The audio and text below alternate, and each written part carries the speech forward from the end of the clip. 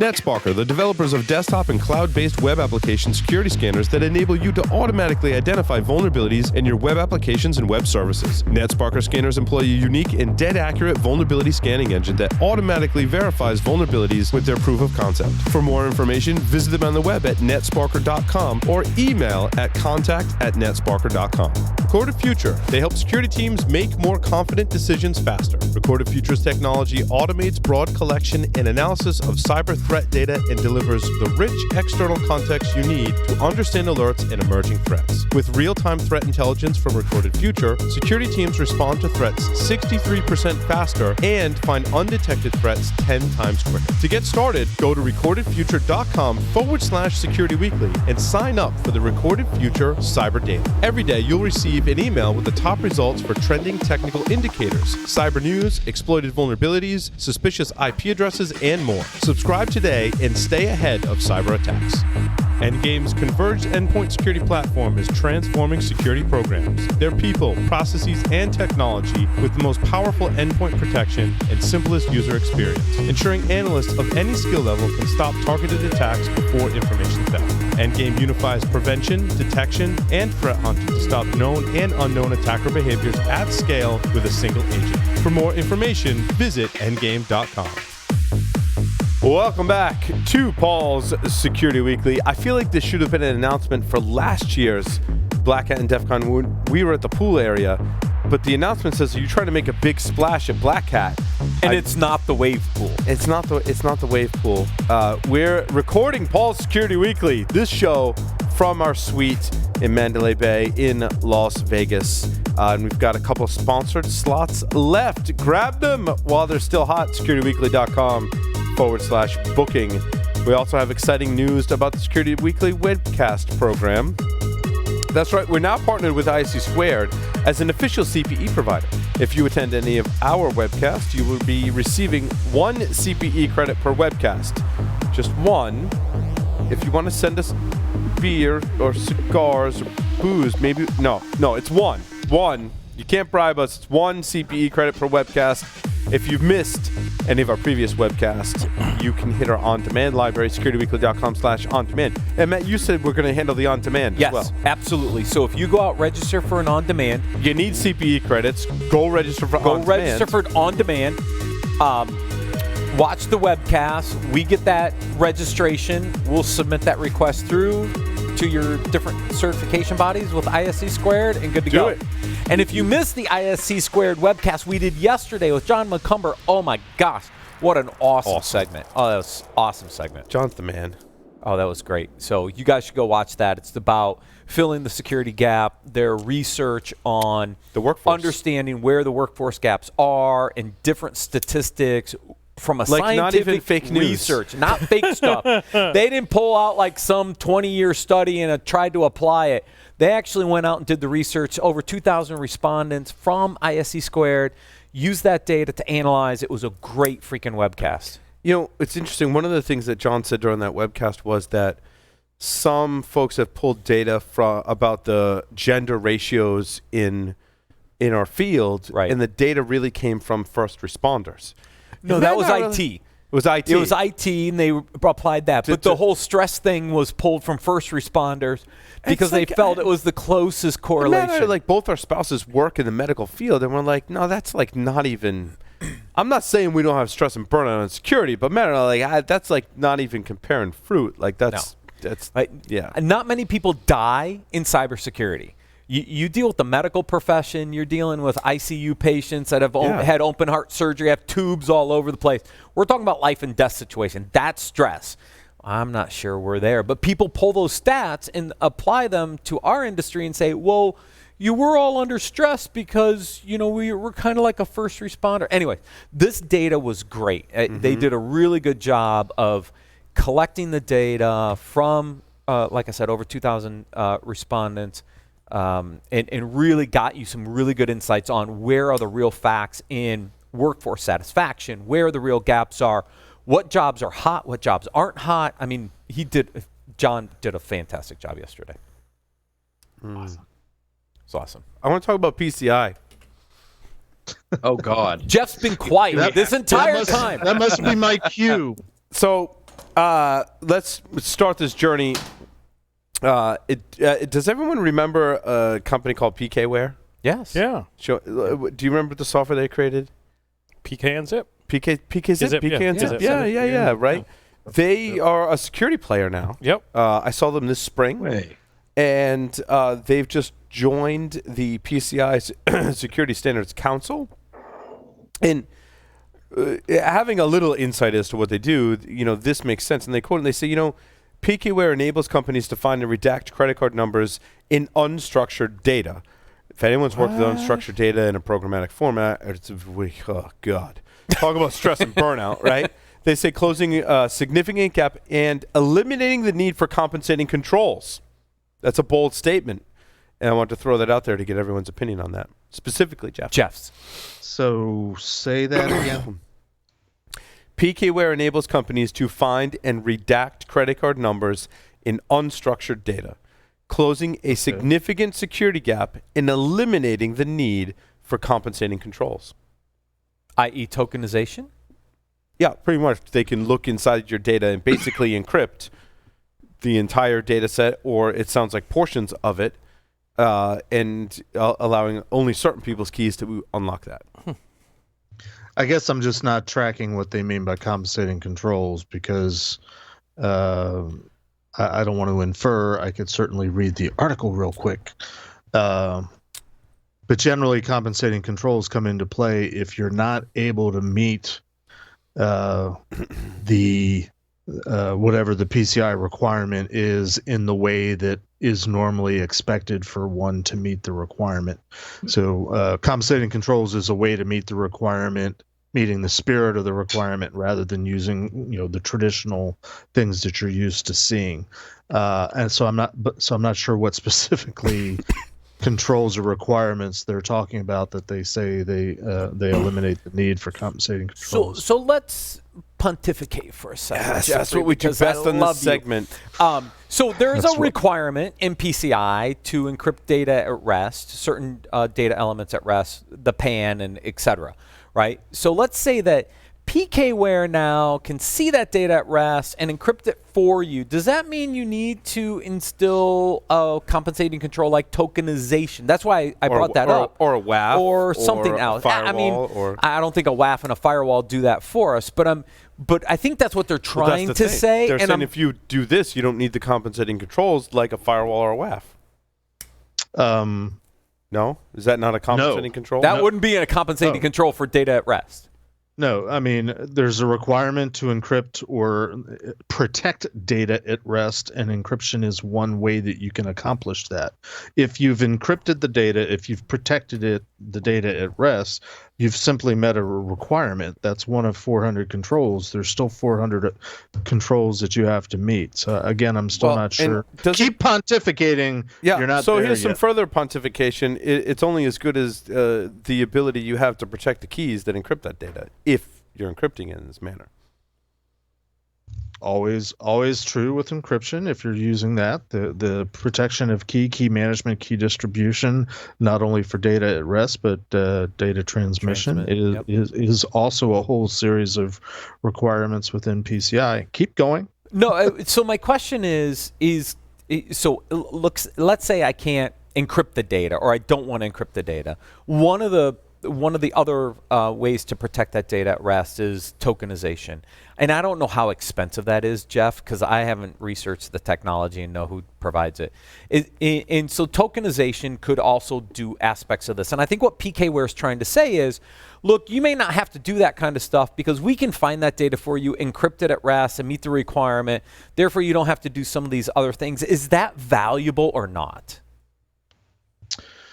All right.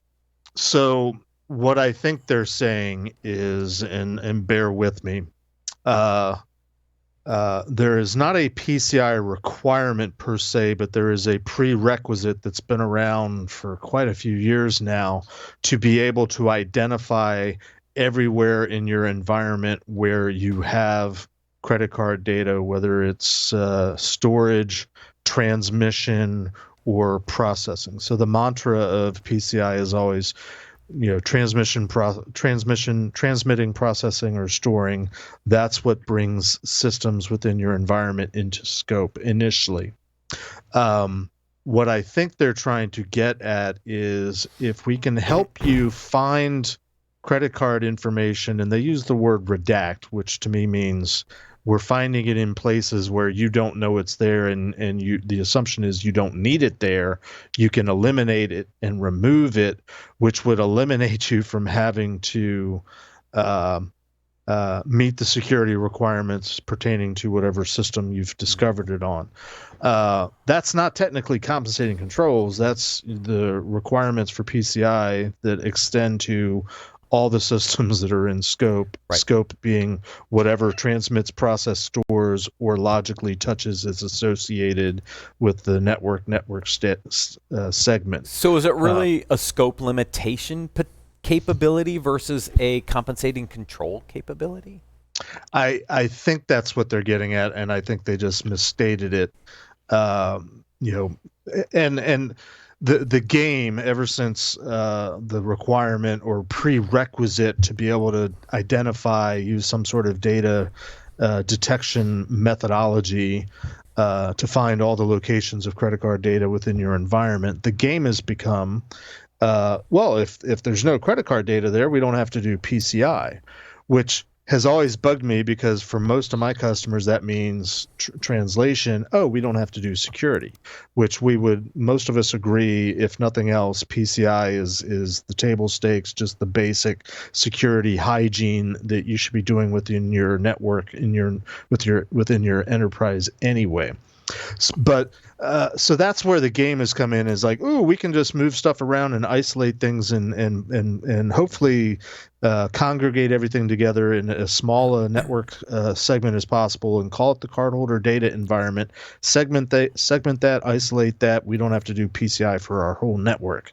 We only have to report on what's in the CDE. Now, there are companies that take that seriously and do it the right way. There's a lot more companies that take it as an opportunity to, we don't have to do PCI, meaning, we don't have to do security. The positive in all that has been many companies have gone around and found all the credit card data and not only eliminated it, but in terms of moving it, but they figured out, we don't need it in the first place. So from a security perspective, they've greatly reduced the footprint overall of where card data is that they have to monitor and keep track of and hopefully prevent from falling into the hands of bad guys. So there has been a positive outcome to the whole movement. And it's always been a challenge, the tools and technologies that came along. They could look at Microsoft files, Word files, Excel spreadsheets. They could look maybe at flat files, but then you got people using mainframes. How do you search for stuff there? You've got people using various flavors of Unix operating systems, different types of files, different types of formats. There was never one tool that could find it anywhere, in whatever the format was. You had to kind of either pick one tool for the preponderance of what systems you had, or you picked a bunch of tools, and nobody likes to spend a lot of money on a lot of tools that have limited utility because they do one thing. So if PKware is offering a way to find unstructured data, that's definitely a step up, because that's always been a challenge for finding credit card data where you don't know it is. Some of us might argue that you should be knowing your processes and your data flows and your business flows in a way such that you would have a pretty good idea of where the credit card information is in the first place. And tools like this just are sort of a safety net to help you reinforce the exercise that you've gone through to discover credit card data in your environment. I'll shut up now. No, but so I'm going to take the corollary to this for a second, just because it's fun. So they help me eliminate that, but the downside of this is potentially people try to outscope aspects of this and then feel that they don't have to do security, which isn't a good thing either, Jeff. So I mean, as long as you're looking at a holistic security program, and this is one of the pieces to help you protect the credit card data, great. But if it gives you the excuse that you don't have to do security or PCI, that's probably not a good thing. Right. Absolutely. Okay. I'll give you a real world example.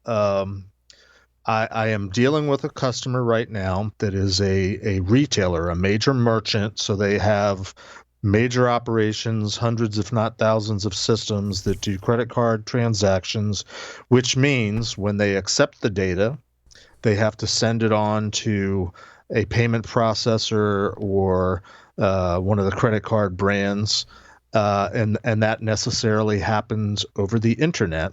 So they have, in looking at their network diagram, which lays out their entire environment, they've got all sorts of connections out to the little clouds that represent the internet all the way through, and then onward to whatever the destination for normal traffic like authorization and settlement. You swipe or dip your card, the data goes all the way back to the bank or the payment processor, which then sends it to the bank and says, yep, they're good. They've got a balance. It's a debit card. They've got money in it. They've got credit balance. You're good to go. You get the approval, comes back. Happens in microseconds, milliseconds, hopefully. But the traffic is going typically through the internet onward to a payment processor. And this particular customer, and this is something that Paul and Matt should be familiar with, they are required to do the external vulnerability scanning, the ASV scanning, which is something that Tenable offered, when we were all there. They are only scanning a single IP address, their e-commerce site. And I've been explaining to them for the last couple days, no, look at your network diagram. You've got routers and firewalls and switches that are bumping up against the internet based on your diagram. They have internet routable IP addresses. They need to be part of the scan. And I've had to have this conversation 3, 4, 5, 6 times because somebody got it in their head. Oh, we've isolated all these systems down to here. We don't have to touch all this edge stuff for whatever reason. I haven't gotten to anybody that has explained the rationale, but somehow they got in their heads as a company. Oh, we only have to scan the e-commerce site. And guess what their strategy is for the pen test, the annual pen test? Just Same go thing. after that one. Yeah. Just go after one IP address. Most of us would say, I think you're missing something. And fortunately, the people that I've been talking to, they're like, oh, yeah, we understand that now. Yeah, that makes sense. We're going to change things. Of course, I'm adding scope, which is a naughty word in anybody's world. Especially on the services side. Yep. But it's somewhat not related, but it's an example of, you get on this path of descoping. Paul, keep drinking, or have a drink. Hey, just try to I made another round of Manhattans. He's well lubricated. Don't worry. And thirsty. And thirsty. Yes. And thirsty. I am good for the urologist office, I guess. Yeah, yeah, it's important. It's important being well lubricated. Come on, these they write themselves at this point. They do. Jeff, we gave you the spotlight, and then just like that, we took it away. We totally snagged it away. Take it back. I've got my liquor. I'm fine. Yeah, your 15 minutes of fame is up. No, but I think you have a very valid point, right? Is that you can only descope to a certain extent. If you have external IPs, you've got to use external scanning, blah, blah, blah, Qualys, Tenable, Rapid7, whoever it is. Doesn't really matter. Did Matt Alderman just wave his hands around and say blah, blah, blah? I did. Blah, blah, blah. Technical term. Blah, blah, blah. Totally diss our industry with a blah, blah, blah? I thought that's... Wow. The PCI standards say a lot of blah, blah, blah. That's hashtag blah, blah, blah. Well, they do. I'm going to add that to our gonna official be seeing list you of in person tags. soon, Paul. Our official list of tags, I'm working on it right now. I'm going to put hashtag blah, blah, blah. Data security Actually, standard, I blah, blah, thought blah. it was PCI blah, blah, blah. That's Okay, what I hear. If I may, think though, to correct Matt very quickly, I'll give you the floor in a minute, Jeff. My point is not that people are descoping and missing the mark. My point is there isn't much, if anything, in the PCI data security standard, if you look at it as a framework for security practices, that you shouldn't be doing in your entire organization anyway, period. Fully agree. But and you know this because you've been in the space long enough, and I did this back in my earlier days.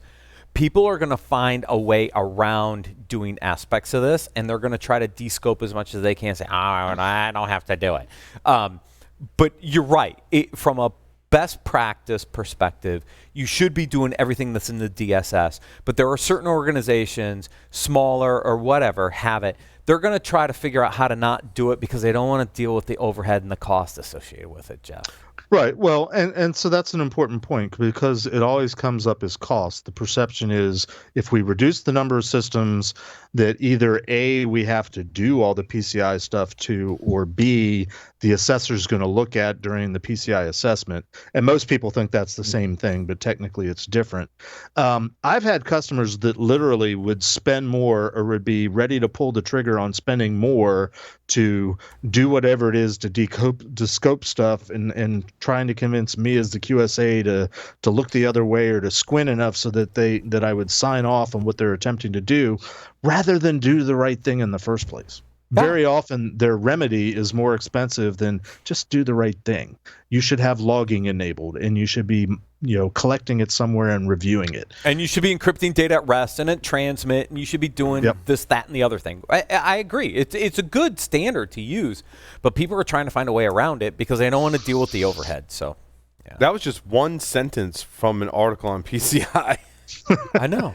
And so many minutes went But we had by. to bring Jeff into the mix because he was so quiet in the last segment. I felt guilty because he's just over there drinking his wine. And I'm like, Jeff, come on. Did you know that every minute $2.9 million is lost to cybercrime? How many millions of dollars were lost in that last story that we just covered? Oh, my God, at least. A lot. Yeah. I just want 1% in my pocket. I really am not. All you got to do is scrape some pennies, right, Jeff? And a little bit. Paul, Just we be have careful more what than crypto one. exchange you use.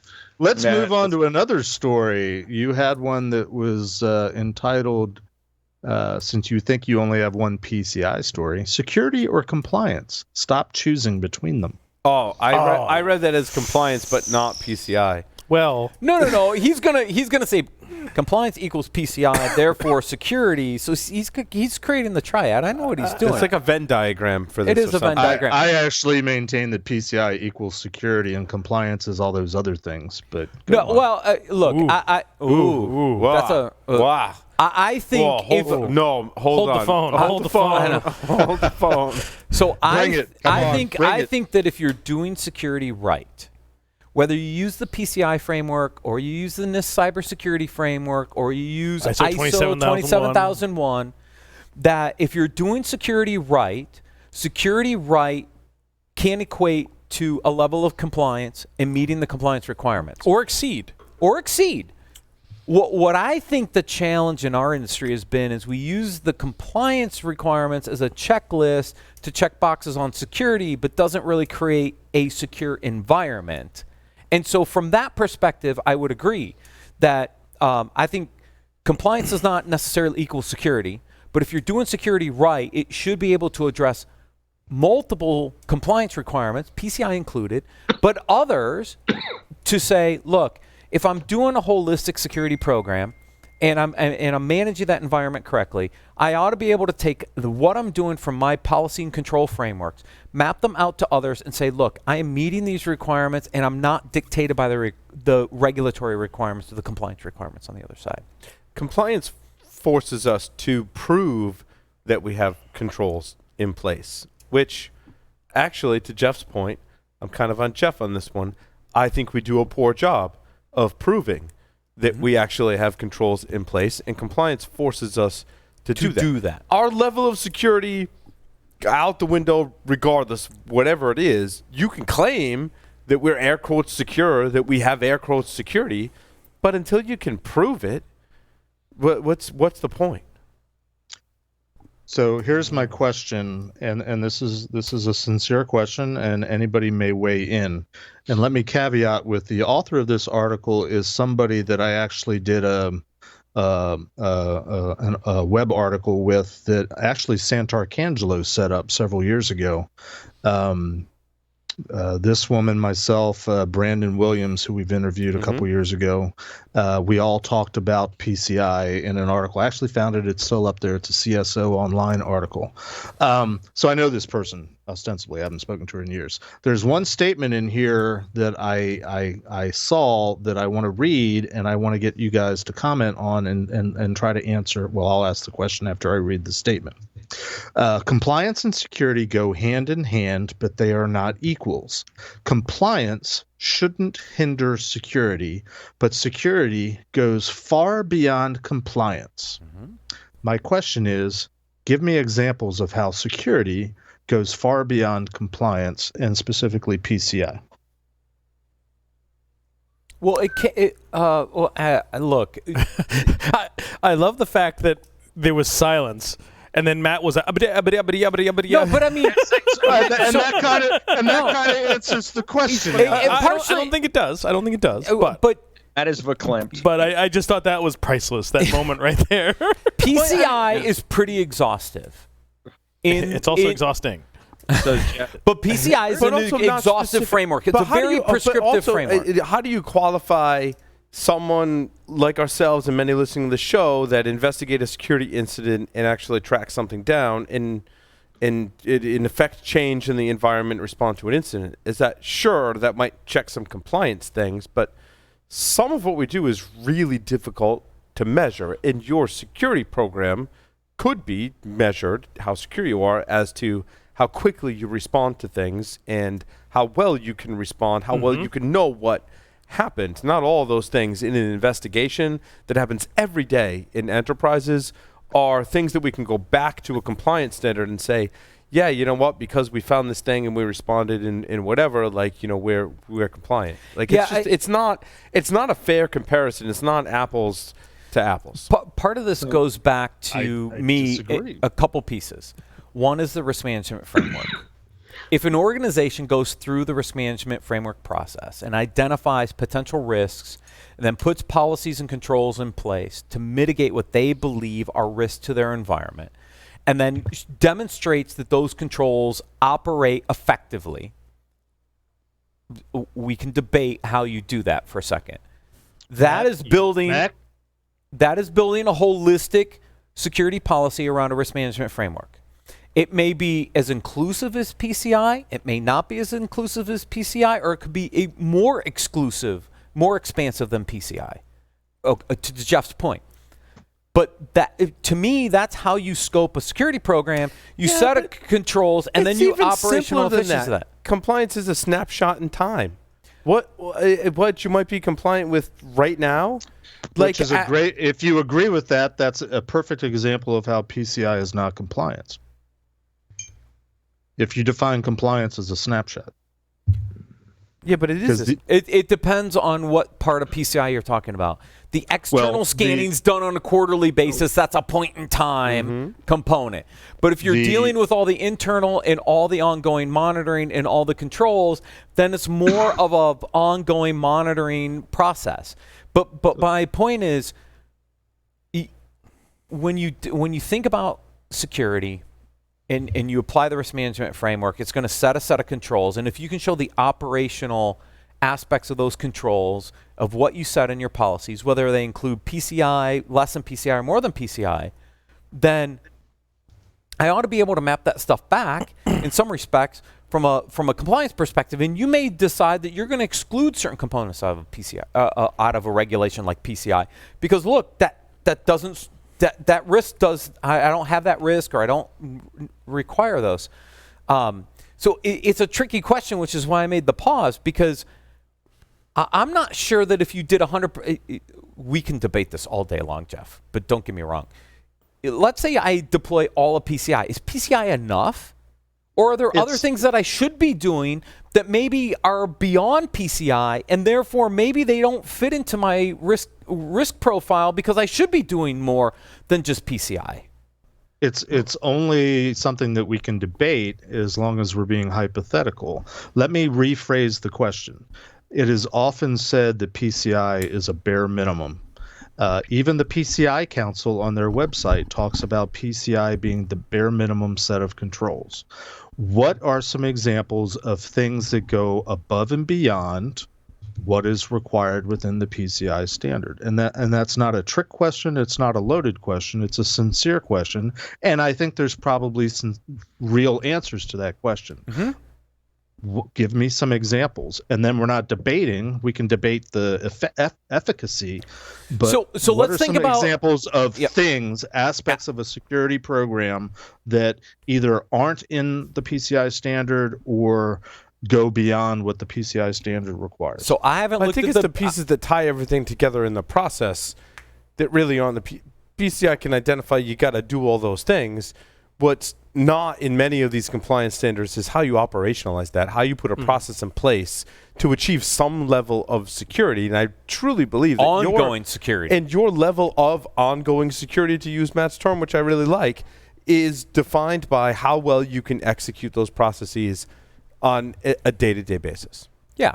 Okay. Just because I'm collecting my logs doesn't mean I have a really good log management to security incident response process to security orchestration automation. But Matt, I could have the team of the most talented people who can identify security anomalies in logs, but if I'm not getting that to the right people, and by the way, those right people have to be some of the best defenders, or if in I'm not collecting them at all, like my security is going to fall down. It's a slippery slope no matter which way you put it. Or if the lights are blinking and you don't know why they're blinking. Right.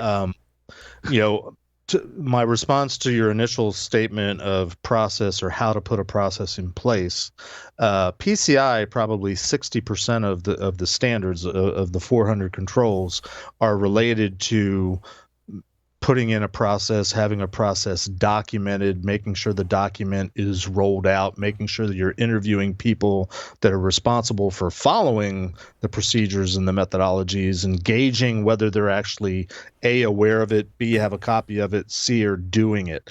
Now, I will concede that I don't think PCI has a lot of this is how you do that, but PCI certainly requires that you're supposed to have all that kind of stuff in place. Yeah, process is part of it. It can say I should have a really fast car. That doesn't mean I'm going to win the race, right? A lot of that comes down to the driver, right? Yeah, and interpretation, putting those pieces together. Yeah, and I haven't looked at the PCI standard lately, but we've seen a lot of transformation in technology, and I don't know how well the PCI we said does. PCI so much, I ran out of a drink. I know. Johnny, time for another drink, man. We got to go. All right. Just give him the bottle of the. Just give me the bottle at this point. But if we, give him the bottle. Whatever. Maker's 46 is going to be empty tonight. The way we're going, and this is only 2 segments because we have a pre-recorded after this.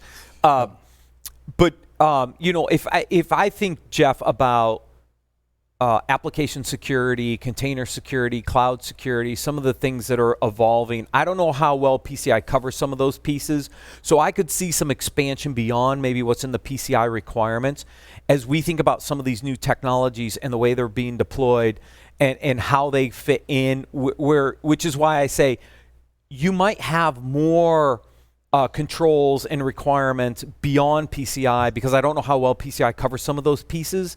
Again, it's part of my negligence on not knowing what's in the latest standard versus what I saw it, a few years back. So, well, it hasn't changed that much. I just don't know how well they've kept up with the new technologies and say there should be new controls in place now that we should think about in these different diverse environments that are using Kubernetes and containers and cloud and blah blah blah. Well, let me ask you a question. In general, should any compliance standard be simply this is how you do it given the technology, or should it be more principles of security, which I think most of us agree don't really change? How it applies to a particular technology. Here's another analogy. You could have the best recipes in the world taken from people's grandmas who have developed the greatest recipe. That doesn't mean you're going to have a successful restaurant. No, that's true. I'm not disagreeing with you. Yeah. And so I could see some things beyond the scope of what PCI has that are very valid controls and processes that need to be in place. And again, this boils down to how do I construct my security program? I think there's great frameworks like PCI and the NIST cybersecurity framework and others that are good blueprints for that. But I think every organization has to tweak those to their environment and decide how to deploy them and how to manage their security program. So there's one other piece. Oh, Lee's got a comment there. Go, So- Lee. So I agree with what you're saying about tailoring the program, tailoring controls up and down to get them in and out of scope, whether it's PCI, cybersecurity framework, whatever. But there also are controls that don't exist in the framework that you need operationally. Because it's brand new technology that they haven't got a control for it yet, or B, because it's a best practice. Like a real simple one, I was working on a questionnaire we're going to using for outsourcing to kind of get a sense of the vendors, and I'm mapping all my questions to the NIST 853 framework. But one of the things I needed is There was your first problem. Go ahead. Huh? That was your first problem. But he's in the federal space. He has to I'm in the federal space. It's 853. 853 or Come on. 871. All right. Right. So your first problem is in the federal space. The second problem is you're stuck with let me NIST finish the point. 800-53. I wanted to make sure that our data is going to be isolated from other customer data. There is not a NIST control for that. So I have an unlisted control that I'm saying this is mapping to because it's a best practice for us. Or there's some other controls around e-discovery, which don't exist in the framework. I'm not saying they don't exist in other frameworks, but I'm saying sometimes I was going to say, fortunately, that does things that you exist in need. PCI. Yeah, I get your point, Jeff. Well, here's a task I'd love you to do, personally, because we're going to do this for cloud security. It's one of the things that came out of ESW and looking at the cloud and what based on the shared responsibility of cloud providers, what should I do additionally based on whether I'm IaaS, PaaS, or SaaS? But take that out for a second. But what would you do? Take PCI as a framework. How would you expand it to be more inclusive, knowing all the things that we know from being in this industry for a while? Because my guess is, Jeff, you would identify some additional controls outside of PCI in a broader framework that might actually enhance ISO or NIST or something else. It would be a fun little exercise. It would, and I have done a fair amount of that already. I've bumped into probably a half dozen times this year at conferences a frequent keynoter who specializes in container security, and the first time I heard this person speak, they made a comment in their keynote about PCI requiring segmentation and that doesn't really work in the container world. It's so outdated. And I approached them afterwards and said, that's not actually a PCI requirement. And we got to talking, and we've had several hours worth of conversation where I've said, okay, I know PCI, you know containers. Here's the PCI requirement. Here's what's behind the requirement. What's the spirit of the requirement? What is the underlying theme or goal of the requirement? How does that get satisfied? Can it be satisfied in the container world? And every time this person has been able to say, well, yeah, we do it differently, but that's certainly doable. It would take some work, but it is achievable. So I guess it comes down to semantics of whether a compliance standard is meant to be prescriptive.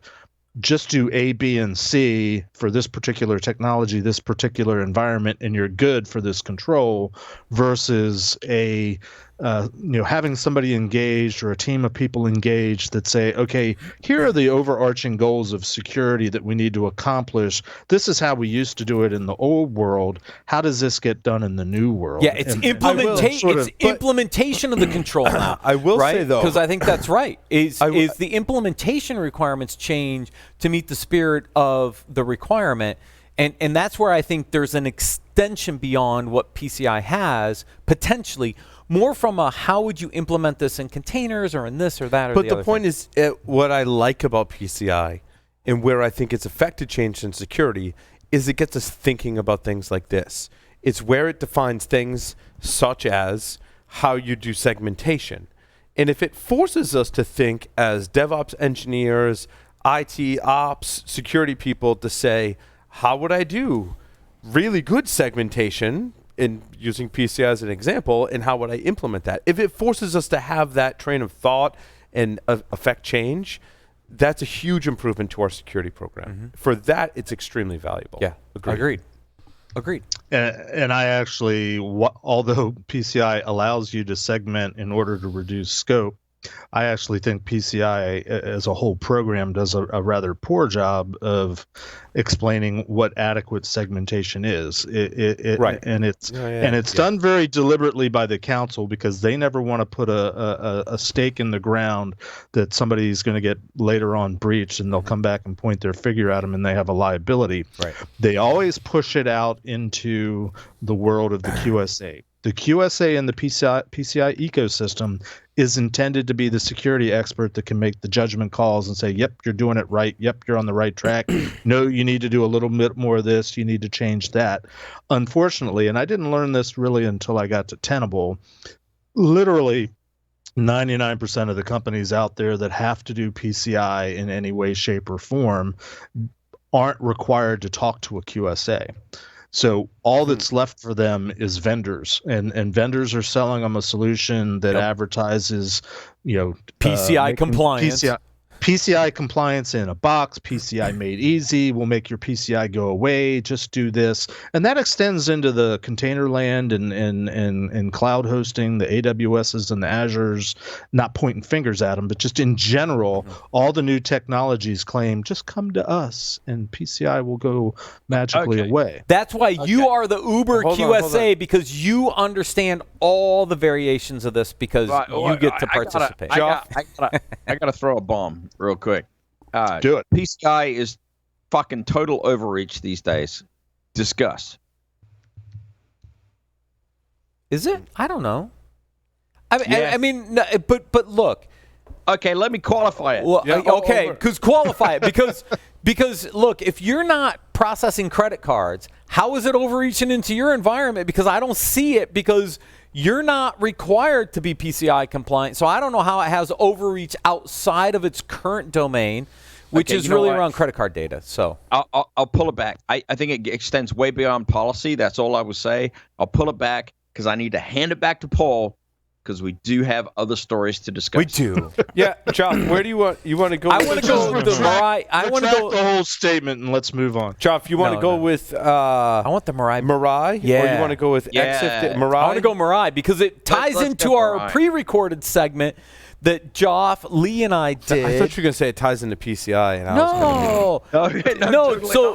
Joff, Lee, and I did a pre-recorded interview with Murray Goldschmidt that talks about aspects of this, and I think it's a really good tie-in to the next segment, which is the pre-recorded segment.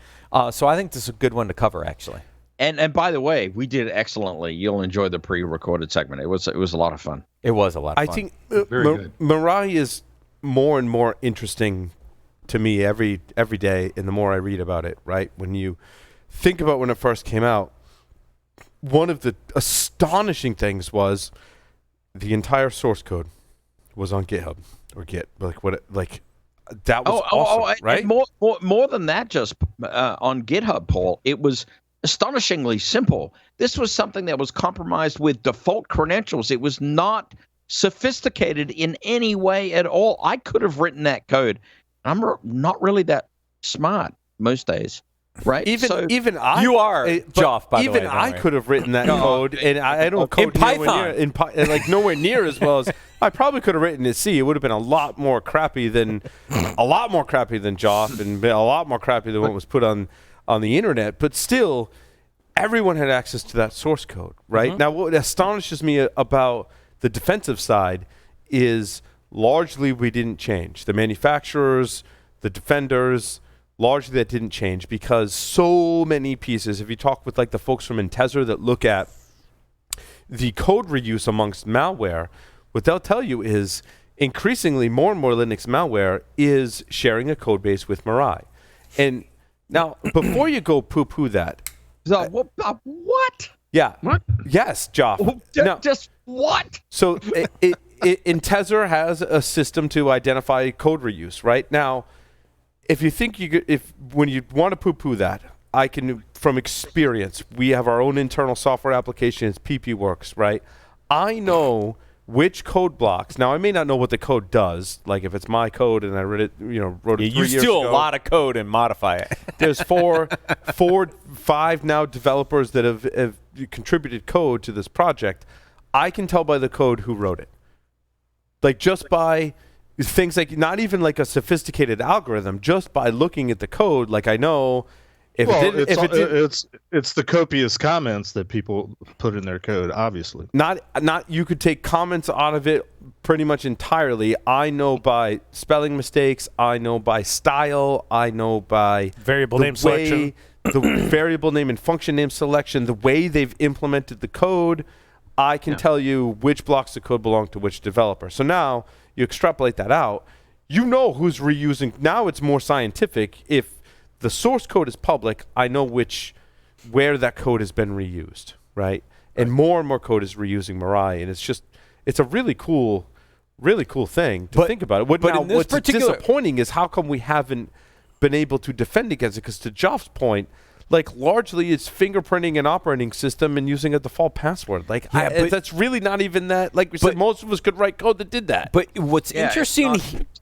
Sorry, Geoff. But what's interesting? I'll say it's not sophisticated. It's not sophisticated. No. But when you watch the next segment, I think what's interesting is when you think about even though it's a Mirai-like botnet, it's doing a massive application layer DDoS attack. And in the next segment, not to tip off anybody, there are things that can't detect slow and low attacks. Right? Sure. We think about DDoS as volumetric attacks and going after the volumetrics. And what Murray's going to talk about in the next segment is, look, there's a lot of technologies out there that help protect against the volumetric attacks. But there are a lot of other attacks that can bring down the application without the need of a volumetric attack. They're low and slow and can't be blocked by the WAFs or other things. But also, Matt, to your point, I don't need to develop sophisticated tools and techniques to deploy onto a Linux system, right? Which most of these IoT systems are. I don't, because what's already included in Linux, I can abuse for my own purpose, right, Geoff? I mean, exactly. I think that's Windows suffered this with PowerShell, right? Now attackers had their tool set built, like in Linux it's Bash, and on Windows it's PowerShell. The tool set's built in. I don't have to develop anything sophisticated. I just got to get on the system and I can use what's there. And I don't have to do sophisticated attacks. I can guess passwords. Yeah, right? but in particular cases, which Murray will talk about in the next segment, is you can overwhelm a server by sending it invalid username password requests and dropping the app. You could force different traffic that requires the firewall to log out that data and kill the firewall. There's DDoS attacks that don't require sophisticated activities. And when you have all these IoT devices out there doing this at scale, it doesn't have to be fast. It can be low and slow and just drop all your stuff. Well, you guys have raised actually a couple of different issues. One of the issues is, if you're really doing it right, when you deploy a production service, you do not need the entire operating system suite to be deployed on that production service. Yep. You don't. And leaving the entire production suite, including compilers, including PowerShell, including various curl, shadow. I could go on and on and on. You know what's really annoying though, John, along these lines, is when you build a container and like you're talking about, you strip everything out. God forbid you got to troubleshoot and like there's no ifconfig, there's no ping. Yeah, I'm not saying there's nothing there, right? So what I end up doing, right, is I install those tools and then like I'll redeploy my production container so it wipes all those tools out. Containers are a great way to strip out those tools. Makes it really hard for attackers. That's actually a really, really salient point, Paul. One of the biggest advantages of containers is you can actually deploy that immutability. Yep. With a minimalist attack surface from the operating system perspective, which is incredibly important, actually, because more and more, I mean, oh my God, I was just doing this today.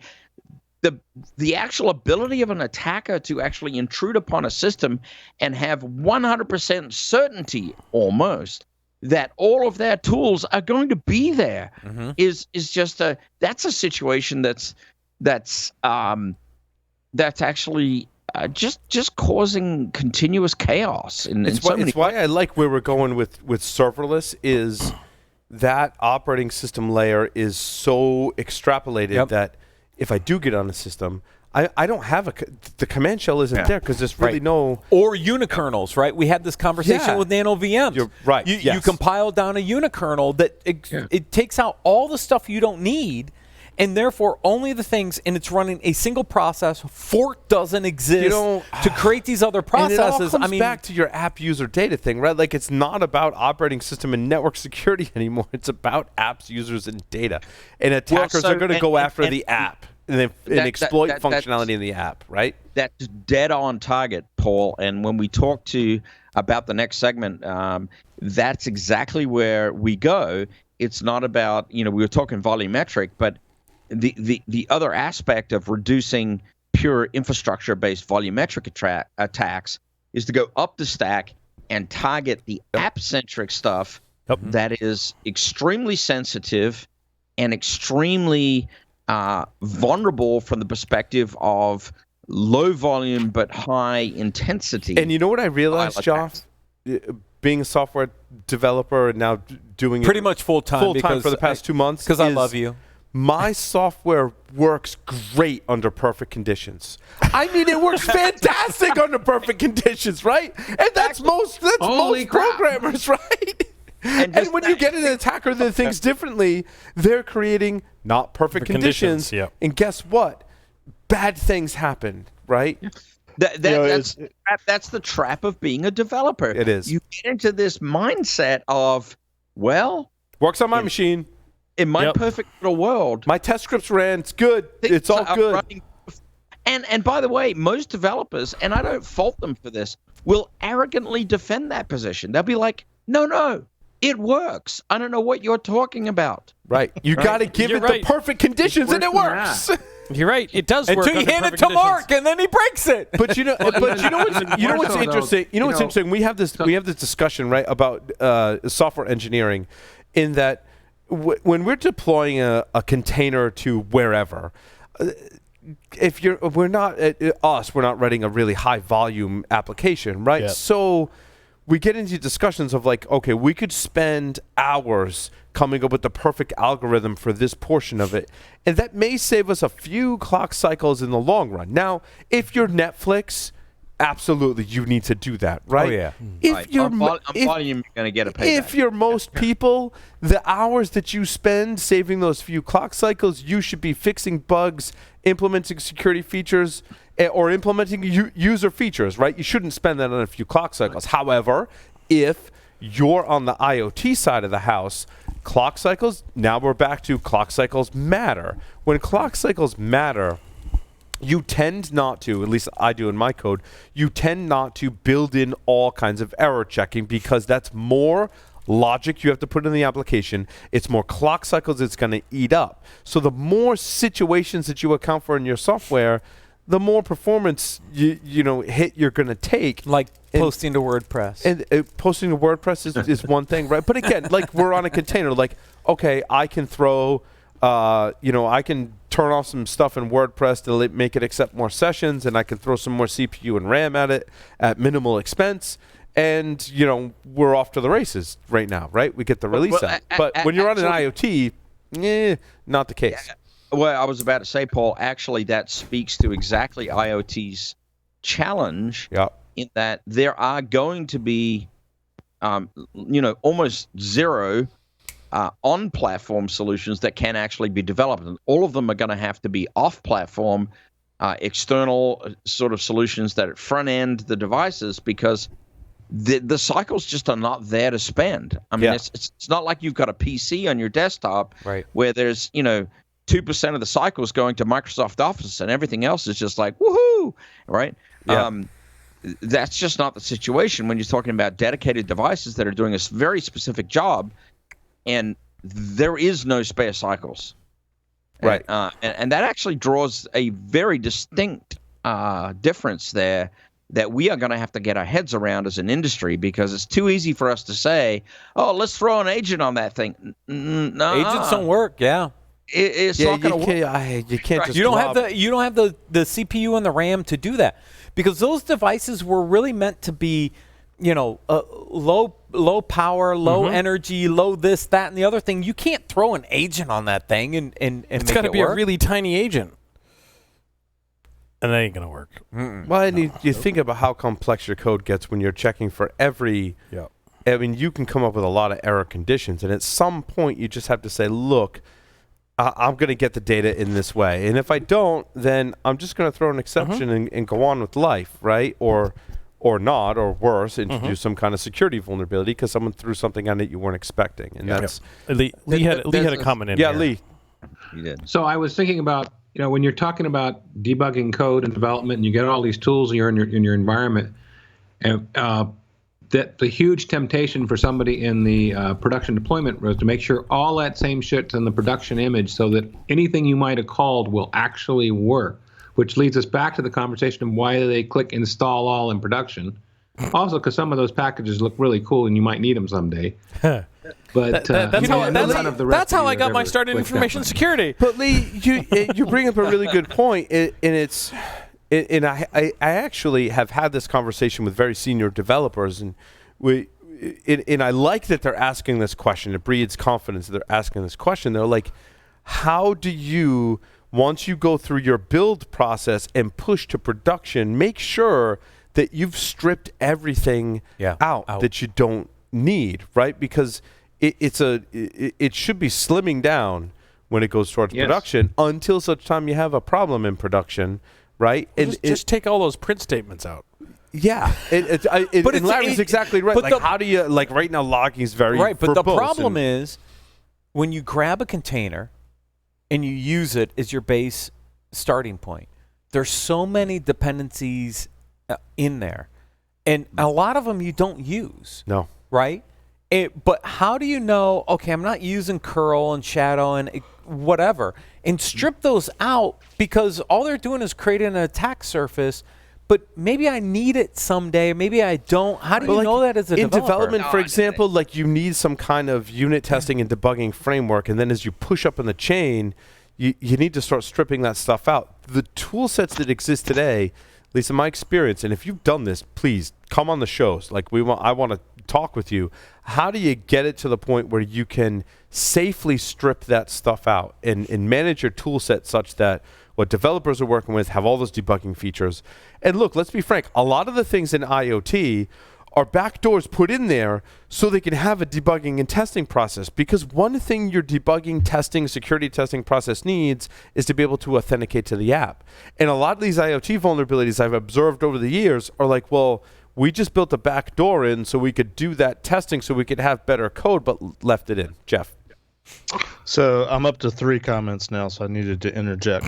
The oldest one was, Paul, you were so excited about all the cool things and all the cool capabilities and how the traditional methods of attack are going away.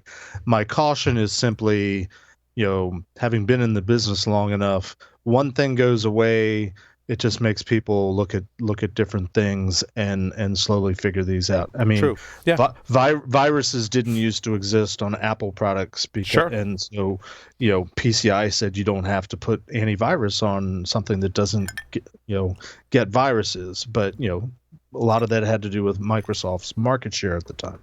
That's the first comment. Second comment. We were talking about how code works in a perfect world. I was going to throw this in as a story, and I didn't. But just because this past weekend was the 50th anniversary. Oh, I'm glad you brought this up, Jeff. Of the Apollo 11 moon landing, and I've been watching all the history show channels of all the different Apollo missions. Almost every single mission, some really bad shit happened. That people are lost in space and they're trying to figure out how to get back on the Earth. I mean, that was the norm. And they spent years preparing, going through all the bazillion different scenarios that they could think of what could go wrong. And a lot of their training wasn't, push the button to make the jets go for 2 seconds. It was, what do you do when something bad happens? Right. What do you do when this happens? It was threat modeling. They did a great job of threat modeling, Jeff. I like that. We actually covered this on BSW on Monday. Yeah. Lessons learned from the Apollo space missions and debugging and the ability to do this kind of stuff. Because Apollo 11, look, they had to do some interesting stuff, but think about Apollo 13 where they were freaking literally lost in space and had to find their way home. The amazing part to me is every single mission had some major screw up that we don't necessarily know about. Screw up or just something happened. An error, condition. But the amazing part to me, and Joff and others will appreciate this, is they did this without modern tool sets like we have linting tools and inspections in our IDEs and other such. That, I mean, Joff, you've written some of these tools, right? They also did it without anything like Git or GitHub or anything like. I don't know what kind of version control existed when you're largely writing assembly code and code that runs on microprocessors. I would imagine. We weren't even writing on microprocessors back then. But how did you do that across a multifunctional team with all these people? To me, that's amazing. I would love to know more about their processes for software development back then, because if we can learn how they did it without the fancy tools we have today, there are lessons to be learned to make our software way more resilient. And that's an interesting segue to what was going to be my third point, sort of tying back to our earlier discussion of PCI and compliance. Before we get to the point, keeping up. I think Lee had a comment in there too that may have been directly related to Apollo 11 stuff. Just really short. Back when we were back in those days when we were doing stuff, there weren't resources. I mean, you're talking about getting. You might have 4K of RAM to work with. You didn't have big applications, so there wasn't a lot to keep track of. Less lines of code, sure. Yep, that's a great point. That is a great point. Well, there you go, Jeff. Well, and this all sort of kind of ties together. The question that I was going to ask was, in all the excitement about the new technologies and new capabilities, have our methods of performance testing, load testing, QA testing, code review, eliminating bugs, vulnerabilities, has our methods of doing all those things changed? Do they need to change? Do we need to have somebody come dreaming up of fantastic new ways of doing QA for all the new technologies, because the old ways just simply don't work anymore? Hold on. Jeff brings up a great point. And I see people all across this spectrum, right? While we have a lot of great tools and processes, what I find is that people don't use them because they want to push software out the door. And I've heard of shops that are maintaining internal software and they're like, our version control is like I rename the file every time, where you can use something like Git. And what I'm experiencing now is that it's really amazing. It's a pain in the ass sometimes, but it's truly amazing, the features and functionality they've put in. However, it takes work to implement all of these systems, to implement all of these pieces in your chain. And what folks do that I think hurts us in this sense is they say, well, I can write code and I can just blast it out and, I'll do it later, right? I'll do all these fancy things later. And meanwhile, management's coming down and saying, you need this next feature, you need this next feature. Right.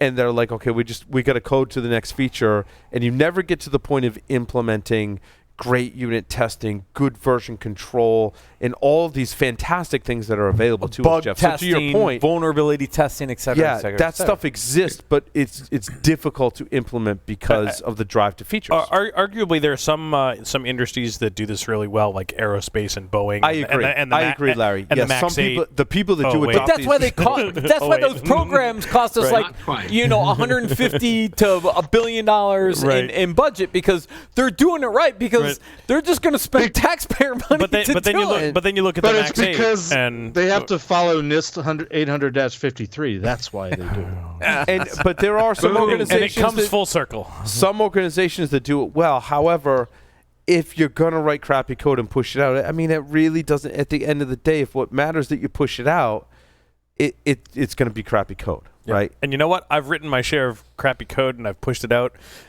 And you know what? I accept pull requests.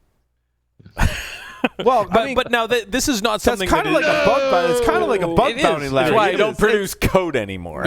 But now my code also has a different application. It's like, here's a tool that you can use to get something done, and it is unlikely to introduce some security vulnerability because you have a Python script sitting in your environment. I agree, Larry. I've noticed a huge difference because past few months aside, largely I was creating tools. Right.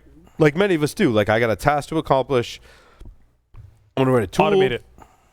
Automate it and push it out. It's a sharp contrast, I think, to being in a multi-developer team with an application that's used by outside users.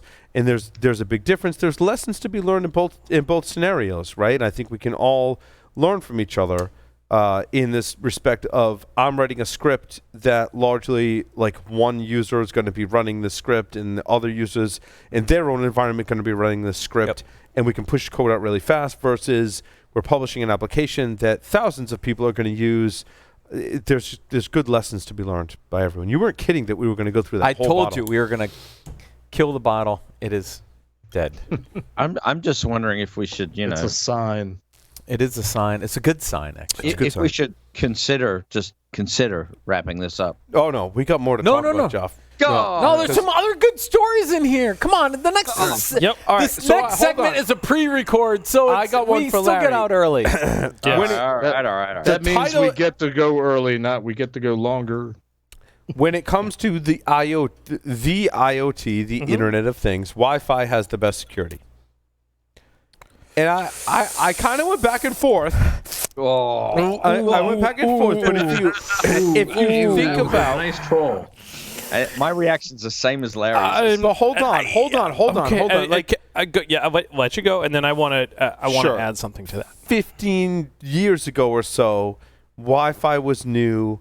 Yeah. It was secure. There was the presentations at DEF CON and Black Hat and Web was ShmooCon that were just poking holes left and right in Wi-Fi. I believe it's truly matured, but what has also happened is all of the other issues with IoT that existed back then, but for some reason we got really focused on Wi-Fi because it was new, and there was some heinous. I mean, let's just say web. Okay. I said web. But now think about what we had at the time and the evolution of Wi-Fi.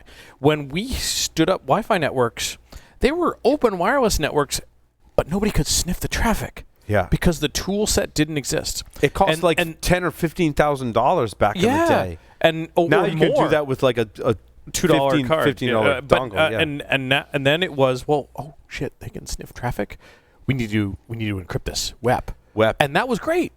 And WEP went for 3 or 4 years without any issue, and then WEP was broken, and it was still. Who broke WEP? I don't remember. First back in the day. Do you remember? I know Josh wrote. Josh Fleur, Matt, and Shamir, if I remember correctly. There was some early people that did. Yeah, well, Josh was early. Josh was Leap for authentication. Okay. Fleur, Matt, and Shamir, and there was another group there that Adi Shamir of RSA and some other stuff. They broke WEP. But WEP was broken, and I was like, oh shit, we need to do something else. And so then they it was did WPA. So they did WPA. Then We that had was- WPA2. Yep. Well, WPA2 was the final ratified, and we had pre-ratified standard with WPA and so forth and so on. But as attack tools came out, Wi-Fi evolved fairly quickly. It's an interesting story, Larry. Yeah, it is. I think is. In this article headline but- really highlighted the story for me that, like, we realized that Wi-Fi was vulnerable. We came up with attacks. The standards evolved. Yep. When we think about it in the context of IoT, we talked about Mirai. We talked about a lot of the other issues with IoT. We're going after those. We're not necessarily attacking the Wi-Fi protocols and the Wi-Fi chipsets any longer. And that said, and it was, I think, Jeff, you said, like, attackers evolved to the lowest hanging fruit. We've seen that with IoT. And that Wi-Fi's said, not. And that said, we should still attack the Wi-Fi. We should. And I agree. So my caveats to the story is Wi-Fi on IoT is arguably the most secure when certain decisions are taken out of the hands of the user and it is implemented properly. Now, if you replace Wi-Fi with any type of wireless protocol, that goes out the window. So, right? That's exactly with IoT. We've moved from just Wi-Fi to stuff like Bluetooth, Bluetooth, but Bluetooth more Low importantly, Energy. Bluetooth Low Energy, moving into Bluetooth 5, which we aren't even really seeing Bluetooth 5 stuff on the market yet, which they improved on Bluetooth Low Energy with Bluetooth 5. Yet there's a talk at DEF CON breaking PRNG that does channel hopping, which is one of the main security features of Bluetooth 5. So, like, it's not even really out yet, and it's already broken. Can you predict which channel you're going to hop to? Channel hopping? With low energy, yes. With Bluetooth 4, you can predict. It is like mod 37 from the previous channel. It is predictable. Frequency hopping was, that's what was the actress's name? Grace. Hedy Lamarr. Oh, no. Hedy Lamarr, yep. I was going to say Grace Hop, but you're right. Yeah. Hedy Lamarr. Yep. Back in like the 1930s. Yes. That's an amazing story too, Jeff. Yep. Yeah. So, very pertinent to this conversation. Yeah. We're evolving. The tools are evolving. And then we start with all these other protocols. Bluetooth. I sometimes think we're devolving when we're going back. Exactly. 1930. Everything evolves from the past. Zigbee and Z-Wave and now Z-Wave Pro, which really hasn't made it to market yet, and LoRa and wireless HART, and like there are like 300 different wireless protocols, and we've only really focused on just a couple. 802.11 and anything whatever, as pseudo proprietary, like anything we'd look at with a software-defined radio that's just using some demodulation. And silly question, but a serious question. Yeah. You haven't mentioned like 3G or 4G or 5G yet. Yeah, which is another story in here. But I think it's another wireless protocol, essentially, right? 3G has been broken. Not even essentially, it is. And there's a talk on 3G at DEF CON about how we can decrypt all 3G traffic, which we've been able to do for a long time, and apparently they've discovered some additional shortcuts.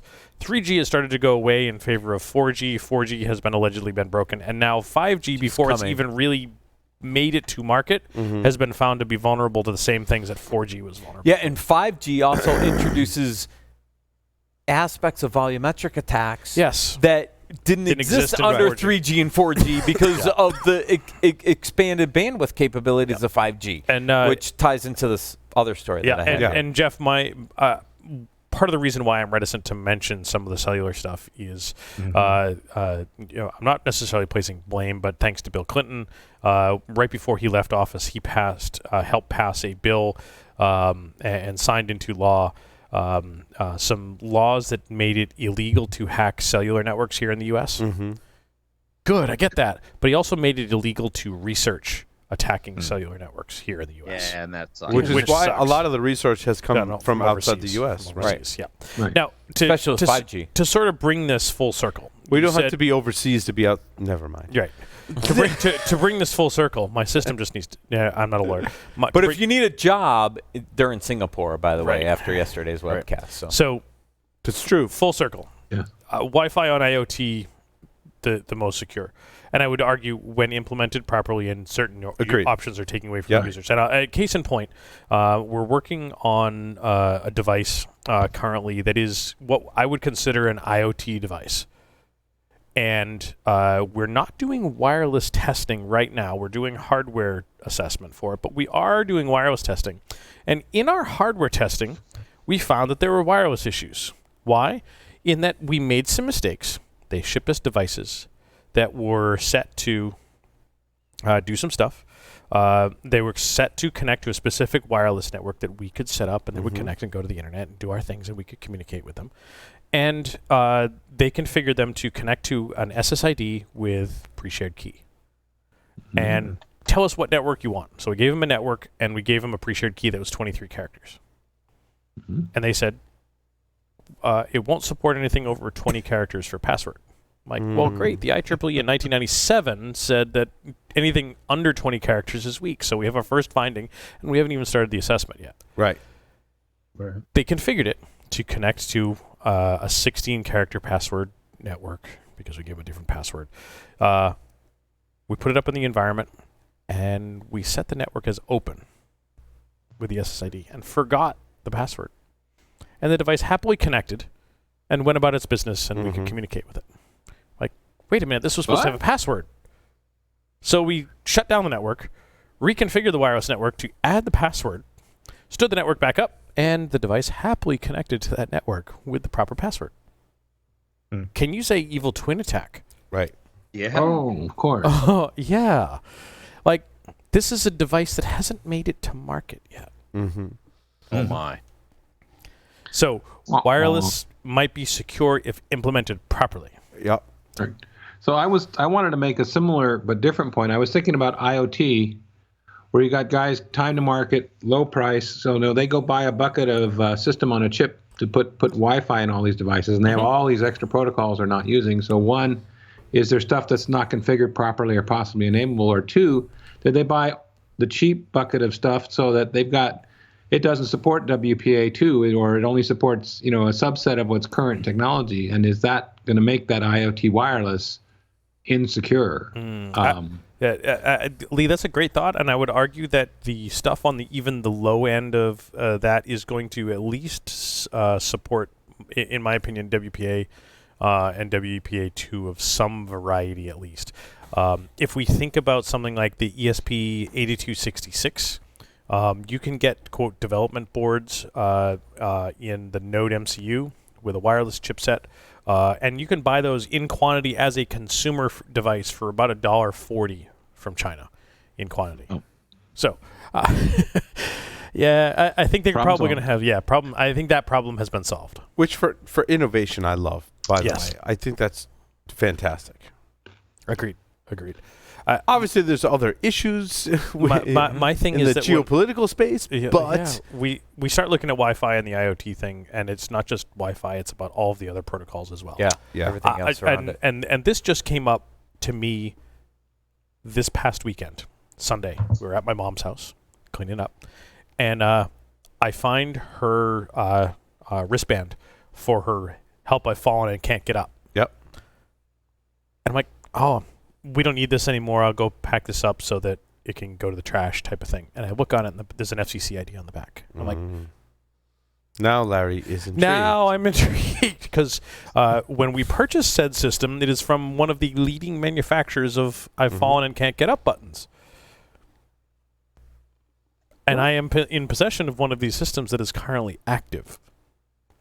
In such systems, we talk about denial of service. I would in this case, to bring back to life-threatening situations. I'm not even talking denial of service. I'm against the fallen and can't get up button. I'm talking about denial of service against the provider of service. Yeah. Let's just trigger thousands. Make everyone right. Or make everyone call or make lots of people over. Let's make everybody fall over. Yeah, exactly. Yeah, and send all the emergency services to wherever you are with this little device, because you get in your mom's van, you start driving around like, find me. Yeah. Did you?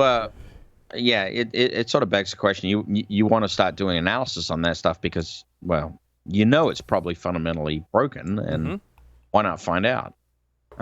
So that's so much of what we're talking about in IoT is, I think, many not having that security or hacker mindset going, why would anyone want to break that, right? I mean, raise your hand if in your career you were in a meeting and described an attack scenario, and whoever was the developer or the implementer or the engineer said, well, why would anyone want to do that? Right? Because we've all lived that.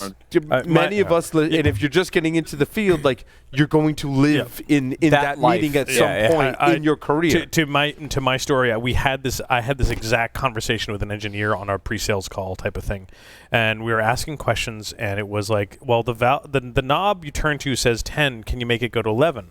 And their question was, well, why would you do that? Yeah. My answer was, well, if I can manipulate the back end to make it do this other thing, will it do that? And will anybody know? And their question was, well, why would you do that? My answer was, because I can. Exactly. But why would you do that? Thank you, Sir Edmund. But why would you do that? Because I can. But why would you do that? Because I can. And we just ended up in the circular thing, and I finally changed my answer because of the type of device we were looking at. And they said, well, why would you do that? And I said, because I want to kill someone. Right. Yes. Oh. Well, now that you should say it that way. Right. Yeah, maybe it will. Their attention. Maybe it will go to 11. Yes. Or 12 or 13 or whatever. 100 or 100. Right. Right. So, yeah. A story from my neighbor of mine's an audio engineer, works on a lot of products like soundbars and stuff, and he's working on the integration with things like Google Home and Alexa, and he tells me that they their logic is really interesting. You can say, volume 1 through 9, and they go up. And volume 9 is 90%. Volume 10 is 10%. I just thought that totally, I don't know what they do with 11, but I bet it's 11%. No. Yeah, there's a movie about this, right? Mm-hmm. Going to 11, right? I've heard. Yeah. Yeah. Well, Yeah, and I think what I come back to in these scenarios is Spinal Tap. What if we turn up to 11? a hardware compensating controls, right? Yeah. They didn't software show you can manipulate all these values, but like we've always said with the people who want to set printers on fire because you can. Right. Why would anyone want to do that? Because I want to set fire to things because fire, right? But there's hardware compensating controls that say even if the software tells me to set fire to myself, there is a physical compensating control. Right. I don't understand the engineering or physics behind many of these devices. I just like to think and have confidence that it's there so that someone can't set fire to Right. What was it was a hair straightener that had an IoT component that talked Bluetooth low energy, I believe, to an app on your phone. And so the user would set...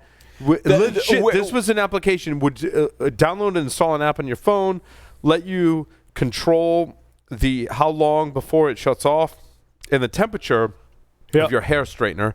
Many of us older folks on the show don't need hair straighteners. No, we don't need hair straightener. We don't. What are you talking about? Hair? I don't. I think Lee's the only one with hair. Yeah, on the show. Lee's the only one that's got beautiful hair. If it could straighten, it's moving back though.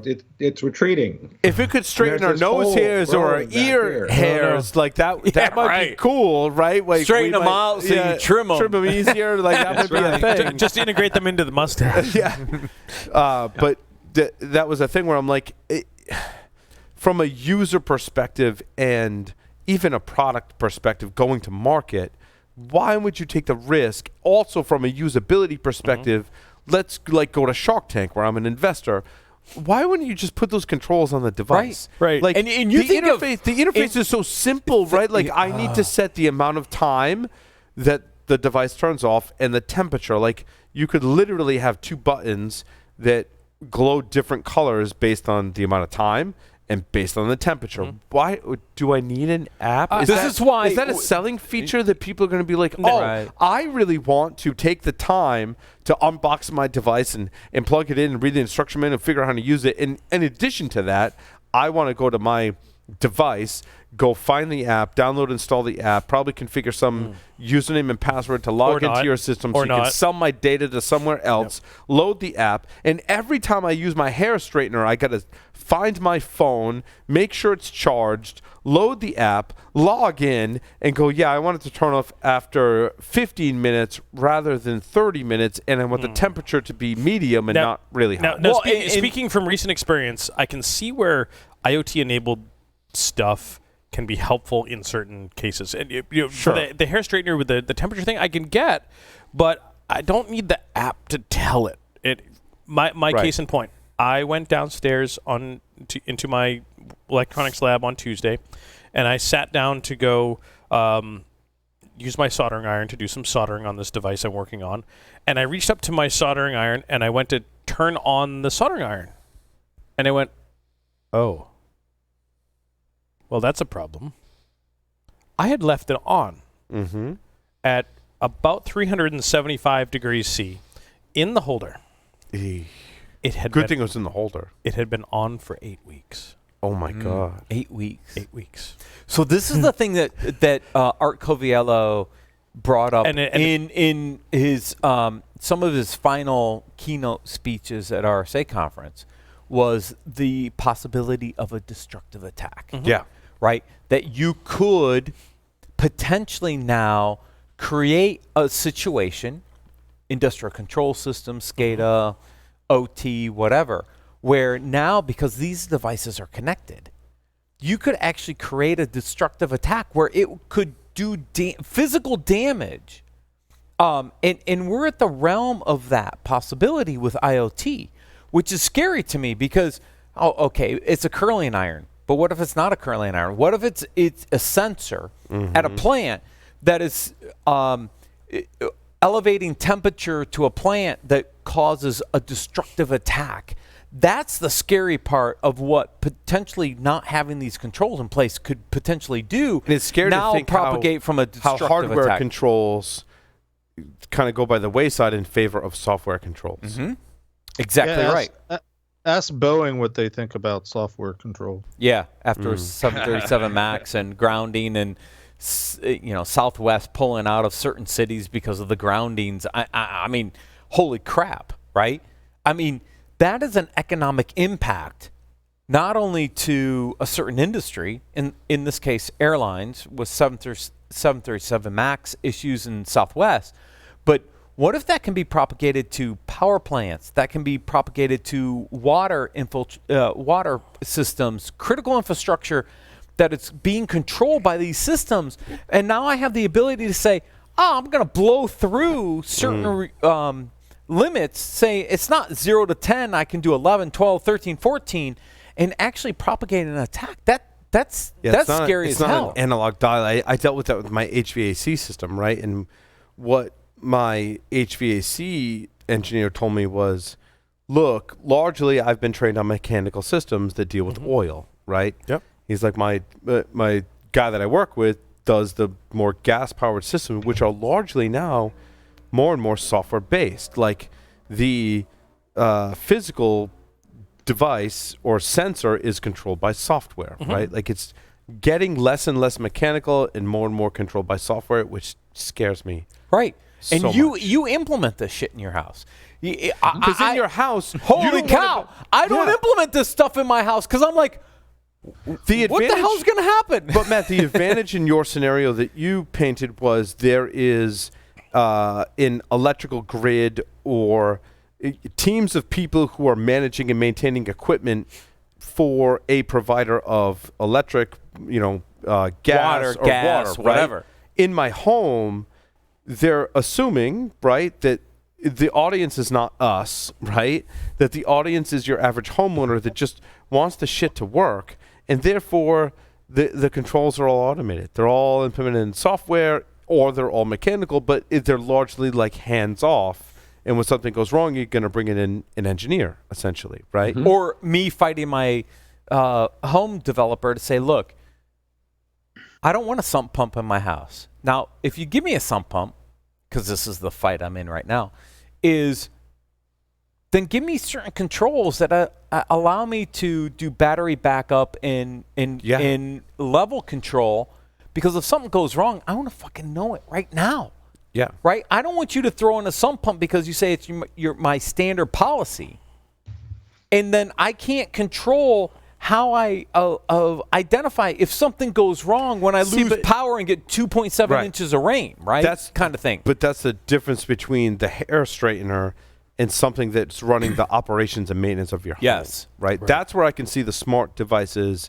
I'd want to know. I want to know if my furnace, my sub pump, or something that's running my house, I want to maintain visibility and the maintenance of it and some control, right? An ad hoc device like a hair straightener, whatever. Yeah. Right? So one-off. If it's on granite, who cares? Because it's not going to burn anything up. But the threat landscape is the same. Yes.